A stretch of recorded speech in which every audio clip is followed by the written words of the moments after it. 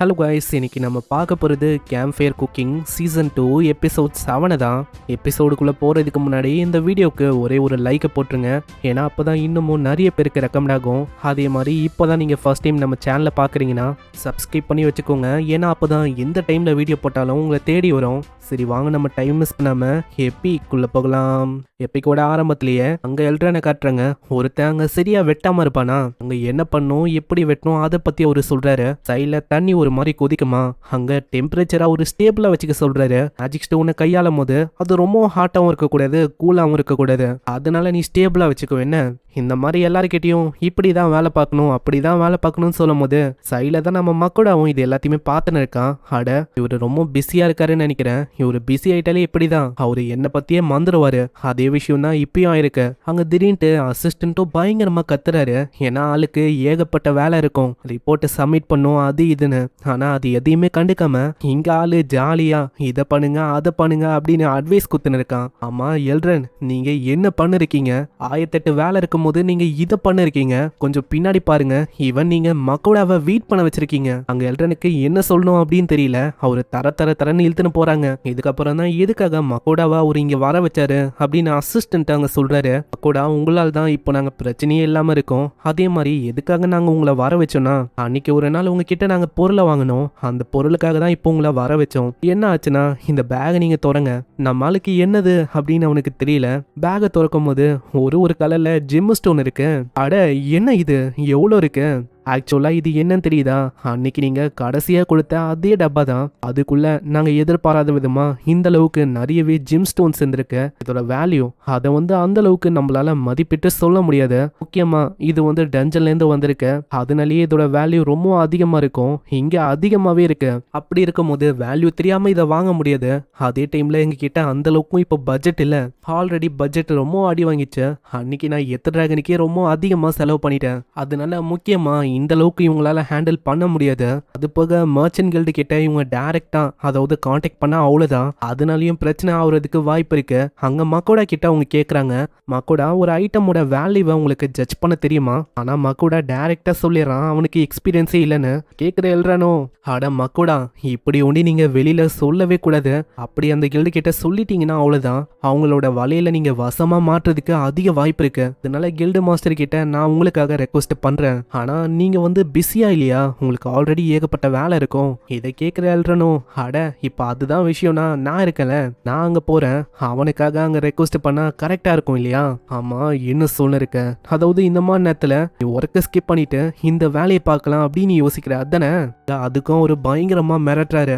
நீங்க ஒண்டி அப்படி உங்களோட ஒர்க்கை ப்ராப்பரா பண்ணலன்னு வச்சுக்கோங்களேன், நீங்க எத்த டிராகனுக்காக ஏகப்பட்ட பொருள் எல்லாம் வாங்கினீங்களே அது எல்லாத்தையுமே நான் சேல் பண்றேன். அதனால ஒர்க்கை ப்ராப்பரா பண்ணும். இல்ல நீங்க அப்படி ஒண்டி பண்ணக்கூடாது. ஏன்னா அதை வச்சு நான் ஒரு ஸ்வாடை உருவாக்கலாம் அப்படின்னு நான் யோசிச்சேன். இதுலயே நம்மளுக்கு தெரியுது இவருக்கு டிராகன் மேல எந்த அளவுக்கு லவ் இருக்குன்னு. அங்க அசிஸ்டன்ட்டும் அவங்க சொல்றாரு, சரி நான் ஒத்துக்கிறேன், நீ இந்த விஷயத்த ஒழுங்கா பண்ணா நான் எதையுமே சேல் பண்ணல, கண்டிப்பா நான் அதே மாதிரியே விஷயத்த பண்றேன். இதுக்கப்புறம் அவங்க கில்டு மாஸ்டரை மீட் பண்ணோம். அதுக்கு இன்னமும் ஒரு 2 ஹவர் இருக்குமா. அதனால அசிஸ்டன்ட் கிட்ட நம்ம ஹீரோ கேட்கறான், அப்படி அவங்க போறதுக்கு டைம் ஆகும், எங்களுக்கும் பசிக்குது, நாங்க சாப்பிட்டு வரோம். இதுக்கப்புறம் அவங்க மார்க்கெட் பக்கம் போகும்போது அந்த இடத்துல எதுவும் சமைக்கிற மாதிரி ஒரு ஸ்மெல் வரும். அங்க ஃபேலுக்கா அங்க பசி பயங்கரமா எடுக்குது. என்ன ஃபேல், அப்பனா இங்கேயே வாங்கிட வேண்டியதான். அங்க எதுவும் கிரில் பண்ண இருக்காங்க. அந்த கடைக்காரரும் ரொம்ப பயந்து போயிடாரு. ஐயோ என்ன இது? நீங்க பயப்பட வேணாம், இது என்னோட ஃபேமிலியை தான், சேஃப் தான், எந்த விதமான பிரச்சனையும் இல்ல. ஐயோ நான் ரொம்ப பயந்து போயிட்டேன், ஏதோ ஊருக்குள்ள மாஸ்டர் வந்துச்சோ அப்படின்னு யோசிச்சேன். சரி ஃபேலு, உனக்கு இந்த கிரில் இது எத்தனை வேணும்? எனக்கு 50பா. அங்க சோயி ஒரு 30 அப்படின்னு சொல்லுது. நம்ம பிக்ஸி டிராகனா 15 அப்படின்னு சொல்லுது. அநியாயத்துக்கு நீங்க ரொம்பவும் சாப்பிடுறீங்க, எனக்கு ஒன்னே போதும். ஐயா கடைக்காரரு, எனக்கு ஒரு 60 பார்சல் போட்டுருங்க. 60ஆ? அதுக்கு ஒரு 5 சில்வர் காயினும் 3 காப்பர் காயினும் குத்துருங்க. ஆனா நம்ம ஆளுக்கிட்ட அவளுக்கும் சேஞ்ச் இருக்காது. அதனால அவன் சில்வர் காயினை குத்துறான். எனக்கு சேஞ்ச் வேணா நீங்களே வச்சுக்கலாம். ஆல்ரெடி அவரு கொஞ்சம் செஞ்சு வச்சிருப்பாரு, அதை அவரு கொடுக்குறாரு. அதுக்கப்புறம் ஃபேல் அதை பயங்கரமா கட்டுன்னு காட்டுது. இந்த உலகத்தோட ரேபிட் மீட்டும் நல்லா தான் இருக்கு, ஆனா நீ செய்யற அளவுக்கு இல்ல. ஆமா நீ செய்யறத விட இது அந்த அளவுக்கு டேஸ்டா இல்ல, இருந்தாலும் பரவாயில்ல, சாப்பிடுற அளவுக்கு இருக்கு. மாஸ்டர் இந்த கிரில்டு மீட் ரொம்ப பெஸ்டா இருக்கு, இது எம்மியா இருக்கு, சோய்க்கு பிடிச்சிருக்கு. இன்னொரு பக்கம் நம்ம நம்ம ஹீரோ ஒன்று சாப்பிட்றான். அதோட டேஸ்ட் அந்த அளவுக்கு இல்லைனாலும் ரொம்ப நல்லா இருக்கு. இதை பார்க்கும்போது அவனுக்கு ஒரு ஐடியா வருது, நம்ம ஹீரோவே உருவாக்கலான்னு.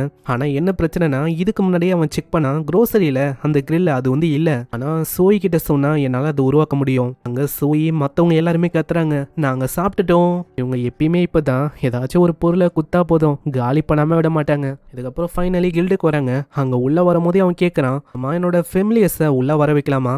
கண்டிப்பா உள்ள வர வைக்கலாம். உள்ள வந்த உடனே ஒரு பர்சன் இருக்கான், அவன் தான் இந்த கில்டோட மாஸ்டர் போல. அவனோட பேரு ஹட்ரியானோ. நீங்க சொல்றபடி இந்த ஜேம்ஸ் எல்லாம் நான் அவ்வளோக்கும் ஹேண்டில் பண்ணதில்ல, இதுதான் ஃபர்ஸ்ட் டைம். அந்த இடத்துல அவரு காட்டுறாரு. இதோட கலரை பார்த்து ஒரு வியந்து போறாரு.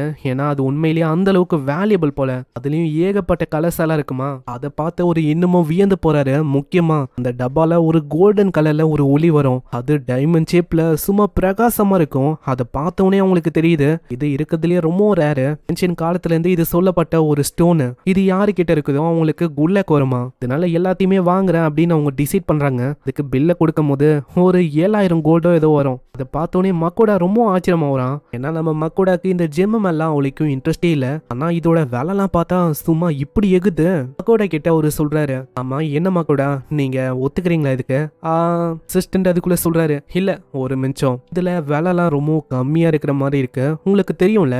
அதாவது நான் கடைசியா கட்டின அந்த ஸ்டோனோட வேல்யூ அது ரொம்ப ஹை. அப்படி இருக்கும் போது நீங்க ரொம்ப கம்மியா போட்ட மாதிரி இருக்கு. இந்த மாதிரிலாம் நீங்க பித்தலாட்ட பண்ணீங்கன்னா எங்களால ஃபியூச்சர்ல டீல் இங்க போட முடியாது. அதனால யோசிங்க, இல்லைன்னா நாங்க கிளம்புற மாதிரி இருக்கும். இந்த டீல் அவங்க விடுறதுக்கு ஆசைப்படல. அதனால திரும்பவும் ரீரைட் பண்ணி தராங்க. இப்போ 7000ல இருந்து டைரக்டா 9000க்கு போயிடுச்சு. சுத்தமா எதிர்பார்க்கல. இது முன்ன விட இப்போ ரொம்ப அதிகமா இருக்கு. இது வந்து உங்களுக்கு ஓகேவா? பரவாயில்ல, இது ஓகே. இதை கேட்டோன்னே தான் அவங்க ரெண்டு பேருக்கும் அவ்வளவு சந்தோஷம். அங்க டீலும் இதே மாதிரி ரொம்ப அமோகமா முடியுது. நெக்ஸ்ட் சீன்ல இதை பத்தி தான் அவங்க பேசுறாங்க. நல்ல வேலை நான் வந்தேன், இல்லைன்னா அவ்வளவுதான், உங்களை ஏமாத்தி ரொம்ப கம்மியான விலையில வித்துருப்பாங்க. உடனே எழுறானோ, இதுவே நான் அங்க வந்திருந்தா கண்டிப்பா டபுள் மடங்கோ ட்ரிபிள் மடங்கோ ரொம்ப அதிகமா உங்களுக்கு வித்திருப்பேன். மக்கோடா உங்களோட அட்வென்ச்சர் கார்டு அது கொஞ்சம் எடுங்க. அதான் அவன் எடுக்கிறான். 10 செகண்டே ஒரு மாத்தி விட்டுறாரு. இதுக்கு முன்னாடி நீ சி ரேங்க்ல இருக்க ஒரு அட்வென்ச்சரரா இந்த, ஆனா இப்ப அப்படி இல்ல, டோல் அண்ட் டஞ்சனையே நீ மொத்தமா கான்கர் பண்ணிட்ட. அப்படி இருக்கும் போது உன்னை சி ரேங்க்ல விட்டா அது பிரச்சனை, நீ இனிமே ஏ ரேங்க். என்னது ஏ ரேங்கா? இல்ல இல்ல, இது ரொம்ப ஏர்லியா இருக்கு. அட என்ன சொல்ல இருக்க மக்கோடா, ஏ ரேங்க்ல இருக்கும் போது கிங்டம் வழியா கொடுக்கப்படுற ஒரு கொஸ்டின் நீ எடுக்கலாம். அது போக கில்டில் கிடைக்கிற சாப்பாடு அதுவும் உனக்கு ஃப்ரீ டிஸ்கவுண்ட்டும் கிடைக்கும். நீ ஏ ரேங்க்னால உன்கிட்ட தகராறும் பண்ண மாட்டாங்க. உன் இஷ்டத்துக்கு என்ன வேணாலும் நீ கொஸ்டின் எடுக்கலாம். அங்க இதை கேட்கும் போது மக்கோடா எக்ஸைட் ஆகுறானோ இல்லையோ, வேலை அங்க எக்ஸைட் ஆகுது. இது போதுமே, எங்க இஷ்டத்துக்கு என்ன கொஸ்டின் வேணா எடுக்கலாம்னா கண்டிப்பா ஏ ரேங்க் மாறது பெஸ்ட் விஷயமா இருக்கும். மக்கோடா இதே மாதிரி நிறையவே விஷயங்களை பண்ணுங்க, உங்க மேல எங்களுக்கு நிறையவே நம்பிக்கை இருக்கு. சீன்ல அவன் வேற ஒரு இடத்துக்கு வந்துடுறான். அங்க சமைக்கிறதுக்கு டைம் ஆகும். அங்க சோய் மத்தவங்க எல்லாருமே சாப்பாடு சாப்பாடுன்னு கத்துறாங்க. நம்மால ஆல்ரெடி கிரைண்ட் பண்ணி வச்சிருப்பான், அந்த மீட்டை தான் எடுக்கிறான். ஆன்லைன் grocery மூலமா வாங்கின அந்த கிரைண்டர் அது வந்து ரிப்பேர் ஆயிடுச்சு. அதனால நான் சோயை வச்சு ஒரு மித்ரல் கிரைண்டரை உருவாக்குனேன். அது ஆன்லைன் grocery மாலா இல்ல, அது ரொம்ப அற்புதமா இருக்காச்சு. அதை வச்சு நானும் மீட் எல்லாத்தையுமே கிரைண்ட் பண்ணேன். அதனால தான் இப்போ என்கிட்ட இந்த அளவுக்கு மீட்ஸ் இருக்கு. இதே மாதிரி எண்ணெய், மீட்டு, சால்ட்டு, பீன்ஸ், மசாலான்னு ஏகப்பட்ட விஷயங்களை போடுறான். அங்க மீட்டுக்கு கரெக்டான அளவுல கேப்பையும் விட்டு பக்காவா வச்சு உள்ள வைக்கிறான். அங்க கொஞ்ச நேரத்திலேயே ஸ்மெல் வருமா, ஃபேல் அப்படியே எட்டி பாக்குது. அங்க தோந்து பார்க்கும் போது அது அந்த அளவுக்கு அற்புதமா இருக்கு. அங்க இங்க ஒண்டி நிக்காம திரும்பவும் ரொம்ப அற்புதமா வேற ஒரு டிஷ்ஷையும் அவன் செய்யறான். அது மேல பினிஷிங் டச்சா அங்க சாஸ் எல்லாம் போடும் போது அது இன்னமும் அற்புதமா வருது. ஃபேலுக்கு கொடுக்கும் போது அதுக்கு ரொம்ப பிடிச்சு போயிடுது. நீ போட்ட அந்த சாஸ் எக்கு கூட அந்த மீட்டும் கலக்கும் போது ரொம்ப அற்புதமா இருக்கு. வாயில அப்படியே கரையுது. ஆமா ஆமா, இந்த மீட்டு வந்து ரொம்ப ஜூசியா இருக்கு. இதோட டேஸ்ட் அப்படியே நாக்கிலேயே ஒட்டிக்கும் போல, அந்த அளவுக்கு ரொம்ப அற்புதமா இருக்கு. ஆமா ஆமா, சோய்க்கு இது ரொம்ப பிடிச்சிருக்கு. எக்குனா சோய்க்கு ரொம்ப பிடிக்கும். இதுல எக்கு, மீட்டு எல்லாமே இருக்கு. சோய் ரொம்ப ஹாப்பியா இருக்கு. நீங்க சாப்பிடும் போது உண்மையிலேயே ரொம்ப ஹாப்பியா தான் இருக்கீங்க. நம்ம ஹீரோ அதை டேஸ்ட் பண்ணி பாக்குறான். அதோட டேஸ்ட் அள்ளுதாங்க. நெக்ஸ்ட் சீன்ல நைட் ஆயுது. அந்த இடத்துல அசிஸ்டன்ட் அவர் தானே ஏகப்பட்ட உதவி அங்க பண்ணாரு. அவர் மூலமா தான் நம்ம ஹீரோக்கு அதிகமான அளவுல கோல்டு கிடைச்சிருக்கும். அதனால அவருக்கு ஏதாச்சும் பண்ணணும் அப்படின்னு அவன் யோசிக்கிறான். நான் கேள்விப்பட்டேன் அந்த அசிஸ்டன்ட்டுக்கு ஒய்ஃபும் பசங்களும் இருக்காங்களாம். அப்படி இருக்கும்போது நான் என்ன தரது, கிஃப்டா சாக்லேட்டையும் ஸ்நாக்ஸையும் தரலாமா? அது பக்கவான கிஃப்டா இருக்கும்.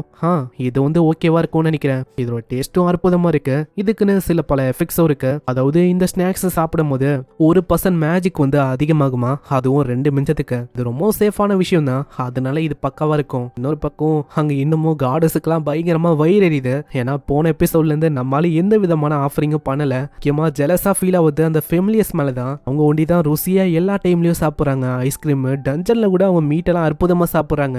முக்கியமா அந்த ஃபர்ஸ்ட் காடஸ் அவங்க தான். அவங்களுக்கு வயிறு எரியுது. அவங்க ஒண்டி கேக்கு ஸ்வீட்டு இதெல்லாம் சாப்பிடுறாங்க. இதெல்லாம் சரியில்ல, எனக்கு அது வேணும் அப்படின்னு அவங்க கத்தின்னு இருக்காங்க. இன்னொரு பக்கம் மத்தவங்களுக்கும் ரொம்ப ஆர்வமா இருக்கு. நான் நம்ம ஹீரோவோட உலகத்துல டிஃப்ரெண்டான ஐட்டம்ஸ் இருக்குல்ல, அதனால என்னென்ன இருக்கு, சரக்கும் டிஃப்ரெண்டா இருக்கும்ல, அதை நினைச்சு அவங்க எக்ஸைட் ஆகுறாங்க. இன்னொரு பக்கம் நம்ம ஹீரோ அவங்க ஸ்வீட்ஸை கொண்டு வந்து தரான். அதுல வித்தியாசமா ஒரு பொண்ணோட சிம்பிள் இருக்கும். ஆமா, இந்த பொண்ணு யாரு, இந்த பொண்ணை ஒரு வேற மாதிரி யோசிக்கிறாரு. அதாவது இந்த பொண்ணு நான் கூட இதுக்கு முன்னாடி இருந்தால அந்த கண்ட்ரியோட பிரின்சஸ் அப்படின்னு அவரு யோசிக்கிறாரு. நான் எப்படி ஒரு கிட்ட சொல்றது, அது ஒன்றும் அப்படி இல்லை, இதை அவருக்கு சொன்னாலும் புரியாது.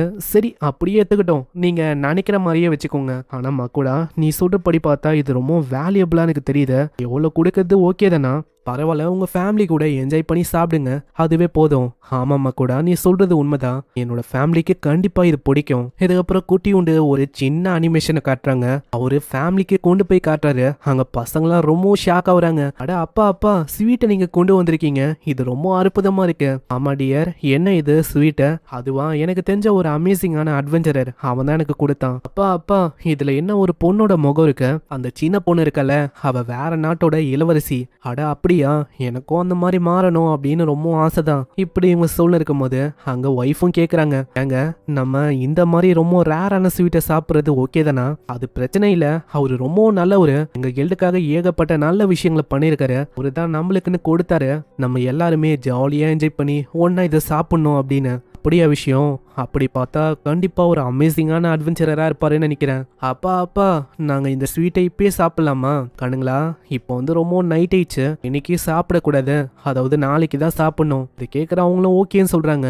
வா நம்ம இப்பயே தூங்கிடலாம், இப்பயே நம்ம தூங்கிட்டா நாளைக்கு ஆயிடும், அதுக்கப்புறம் என்ன, நாளைக்கு நம்ம சாப்பிடலாம். என்னோட பசங்க உண்மையிலேயே ரொம்ப நல்ல பசங்களா இருக்காங்க இப்படின்னு ஒரு சந்தோஷமா வராரு. இங்கேயே இந்த எபிசோடும் முடியுது. இந்த எபிசோட் பிடிச்சிருக்கும் அப்படின்னு நினைக்கிறேன். பிடிச்சிருந்தா ஒரே ஒரு லைக்கை ஒண்டி போட்டுருங்க. நான் நீங்க லைக்ஸை போட்டா ஒண்டி தான் நம்ம சேனல் இன்னமும் நிறைய பேருக்கு ரெக்கமெண்ட் ஆகும். ஸோ லைக்கை போட்டு சப்போர்ட் பண்ணுங்க.